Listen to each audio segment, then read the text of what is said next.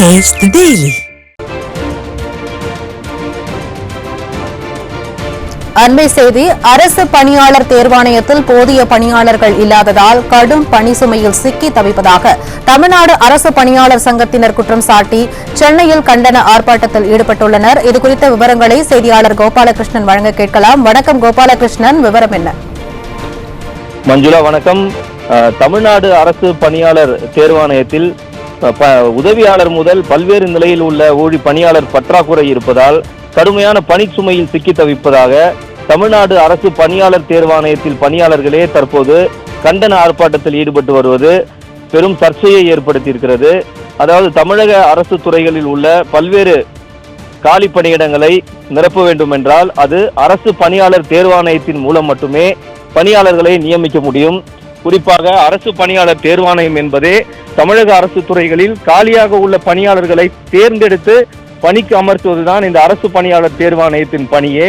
ஆனால் அரசு பணியாளர் தேர்வாணையத்திலேயே கடந்த பல மாதங்களாக பல்வேறு நிலையில் காலி பணியிடங்கள் இருப்பதாக கூறிதான் தற்போது தமிழ்நாடு அரசு பணியாளர் தேர்வாணையத்தில் பணியாற்றி வரும் தொழிலாளர்களும் ஊழியர்களும் தற்போது கருப்பு பட்டை அணிந்து கண்டன ஆர்ப்பாட்டத்தில் ஈடுபட்டு வருகின்றனர்.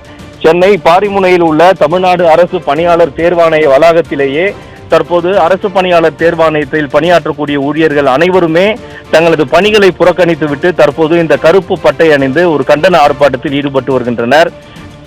திமுக ஆட்சிக்கு வந்தால் ஆண்டுதோறும் தமிழ்நாடு அரசு துறைகளில் 1 லட்சம் இளைஞர்களுக்கு வேலைவாய்ப்பு தரப்படும், ஆண்டுக்கு 1 லட்சம் பேர் நியமிக்கப்படுவார்கள் என வாக்குறுதி அளித்து ஆட்சிக்கு வந்த திமுக அரசு 4.5 ஆண்டுகாலம் ஆகியும் இதுவரை 50,000க்கும் குறைவான பணியாளர்களையே தமிழக அரசு துறைகளில் நியமித்திருப்பதாக எதிர்க்கட்சிகள் முதல் அரசு பணியாளர் தேர்வாணையத்துக்கு தயாராகி வரும் மாணவர்கள் வரை அனைவருமே குற்றம் சாட்டி வருகின்றனர்.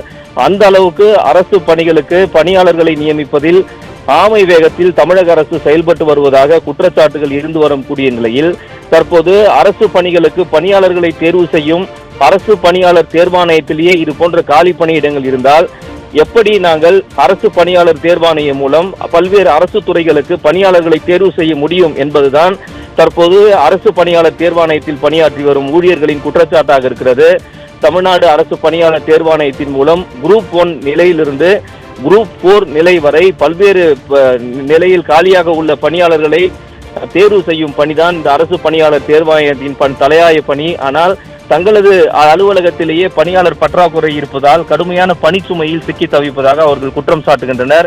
குறிப்பாக குரூப் 1, குரூப் 2, அதே போன்று குரூப் 4, அதே போன்று VAO போன்ற நிலைகளில் காலியாக உள்ள பணியாளர்களை தேர்வு செய்வதிலும் காலி பணியிடங்களை அறிவிப்பதிலும் தேர்வர்கள் அந்த தேர்வு எழுதுவதற்கான பணிகளை செய்வது, அதே போன்று தேர்வர்களின் தேர்வு எழுதிய தாள்களை திருத்தி முடிவுகளை வெளியிட்டு நேர்காணல், அப்புறம் அதே போன்று தகுதி சான்றிதழை சரிபார்ப்பது போன்ற பல்வேறு பணிகளில் காலி பணியிடங்கள் அதிக அளவில் இருப்பதால் ஒவ்வொரு பணியாளர்களும் கடுமையான பணிச்சுமையில் சிக்கி தவிப்பதுதான் இந்த அரசு பணியாளர் தேர்வாணையத்தில் பணியாற்றக்கூடிய பணியாளர்களின் குற்றச்சாட்டாக இருக்கிறது.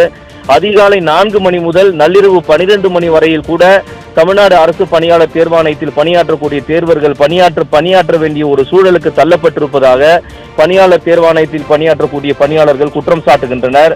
அரசு பணியாளர் தேர்வாணையத்துக்கு என நியமிக்கப்பட்டிருக்கக்கூடிய செயலாளராக இருக்கக்கூடிய கோபால் சுந்தர் ராவ் என்ற ஒரு செயலாளரை சந்தித்து முறையிடுவதற்கு கூட கடந்த 2.5 ஆண்டுகளாக தாங்கள் முயற்சித்து வருவதாகவும் அவர் பணியாளர்களில் உள்ள குளறுபாடுகள் என்ன, பணியாளர் பற்றாக்குறையால் தமிழ்நாடு அரசு பணியாளர் தேர்வாணையம் எப்படி சிக்கி தவித்துக் கொண்டிருக்கிறது என்ற ஒரு கோரிக்கையை கூட பணியாளர்களை சந்தித்து கேட்கவில்லை என்பதுதான் தற்போது இந்த போராட்டத்தில் ஈடுபட்டு வரும் தமிழ்நாடு அரசு பணியாளர் தேர்வாணையத்தின் ஊழியர்கள் வைக்கும் குற்றச்சாட்டாக உள்ளது.